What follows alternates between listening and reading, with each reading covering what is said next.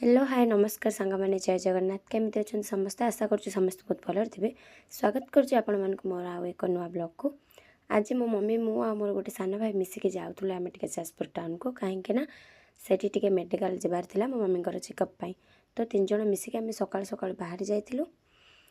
तापर ये गला बेले देखु बाटर सब के सुंदर व्यू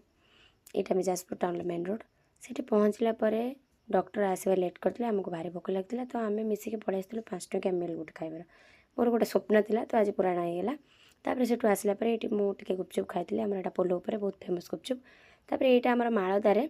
ये फास्टफुड दुकान को निहत भाव आप आसिक टेस्ट करूँ भल बनाती ये आम गाँव जड़े दादा हे बहुत भल बनाए अंडा चप आ चाउमिन रोल सबकिछ या पाखे आवेलेबल अच्छी बिरयानी